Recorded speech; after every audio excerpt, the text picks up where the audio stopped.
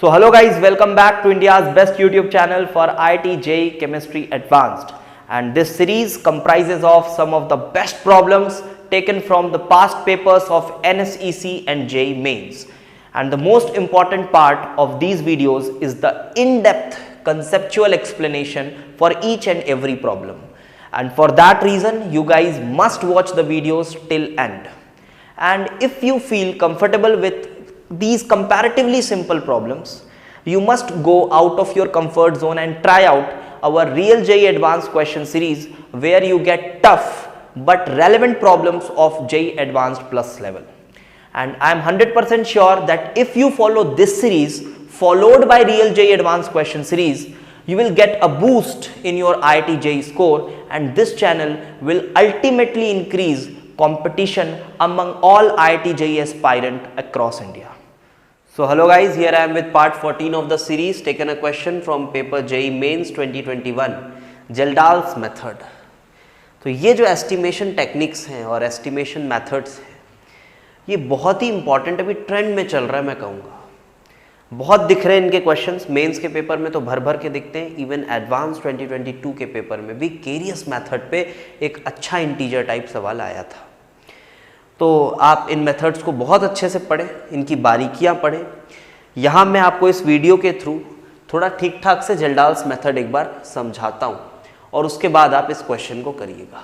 वैसे मैंने पूरी पीओसी की एक सीरीज़ बनाई हुई है, प्लेलिस्ट आप देख सकते हो। वहाँ पे एस्टिमेशन से पहले डिटेक्शन भी पढ़ाया हुआ है और फिर सेपरेशन भी पढ़ाया हुआ है, कंप्लीट पढ़ाया हुआ है। तो वहाँ आप जाके प्लेलिस्ट चेकआउट कर सकते हो, ठीक है। चलो इसको मैं थोड़ा बताने की कोशिश करता हूँ। हो क्या रहा है कि 0.8 gram of an organic sample was analysed by Kjeldahl's method. Kjeldahl's method हो गया, ड्यूमास मेथड हो गया, दोनों ही नाइट्रोजन के परसेंटेज को एस्टिमेट करते हैं किसी भी गिवन ऑर्गेनिक कंपाउंड में, ठीक।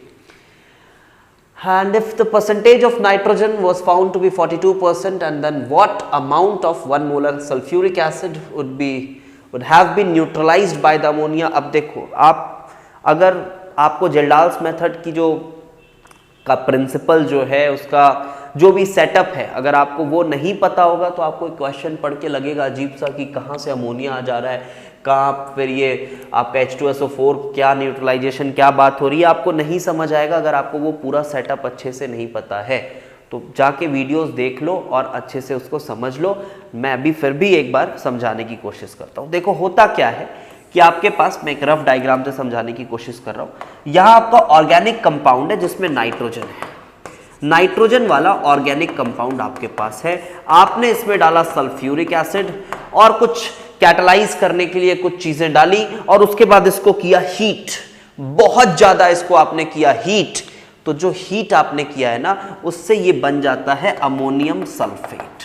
आपने सल्फ्यूरिक एसिड भी इधर ही डाला हुआ है, ये बन जाता है अमोनियम सल्फेट। और फिर इस अमोनियम सल्फेट को, इस अमोनियम सल्फेट में आप एल्कली डालते हो। ध्यान से समझना, इस अमोनियम सल्फेट के सॉल्यूशन में आप कुछ इस तरह का हीटिंग करते हो, कुछ इस तरह के कैटलिस्ट यूज करते हो कि जो ऑर्गेनिक सैंपल में जितनी नाइट्रोजन थी वो पूरी नाइट्रोजन अमोनियम सल्फेट में कन्वर्ट हो गई है। और अब आपने एल्कली डाला है, तो एल्कली डालने से अमोनियम सल्फेट का क्या होगा?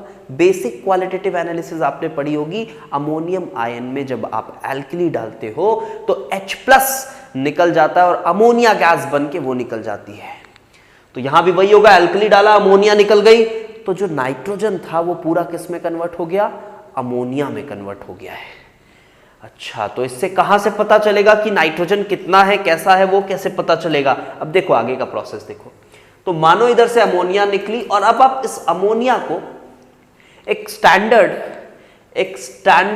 एसिड के सॉल्यूशन में आप इसको डालते हैं।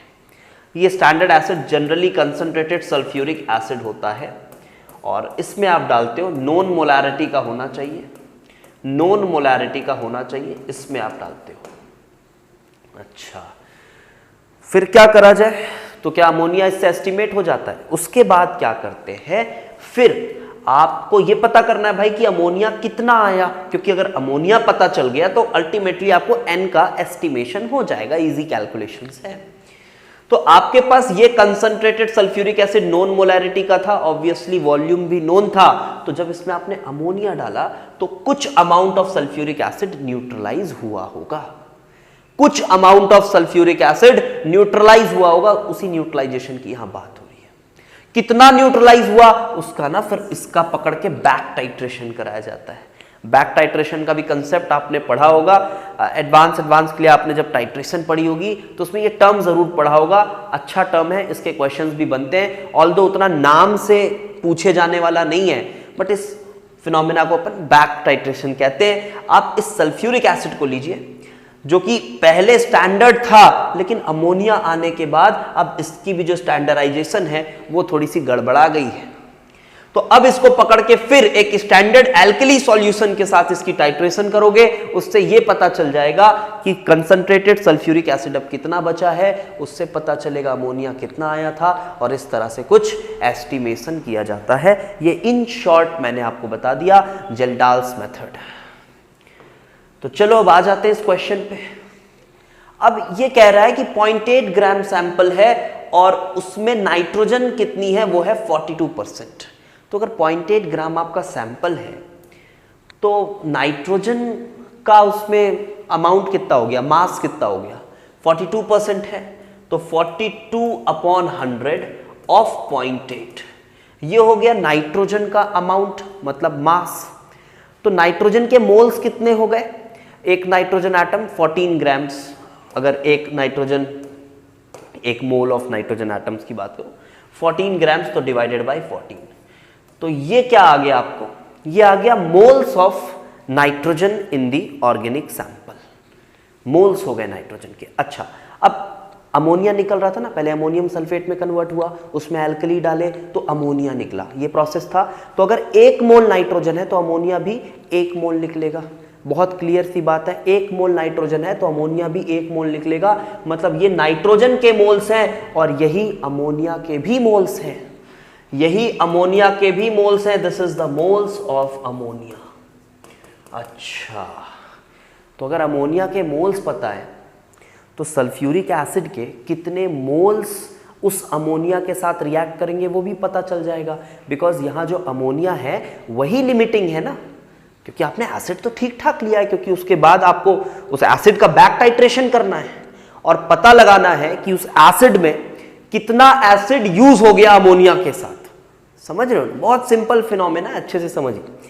तो ये अमोनिया के मोल्स हैं और तो रिएक्शन देखो जब एसिड के साथ होगा तो क्या होगा, ammonia with H2SO4 it forms ammonium sulphate, it forms ammonium sulphate along with whatever, ये आपके पास ये बना, ये अमोनियम सल्फेट आपके पास बन रहा है। बैलेंस वैलेंस देख लेना ये।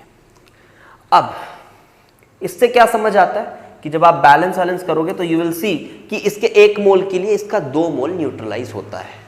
तो अगर इसका इतने मोल है, अब ये मोल जो है ना कैलकुलेट आप कर लेना, तो यस ये 3 बार में जा रहा है, तो कहीं ना कहीं ये 2.4/100 मोल्स इसका है।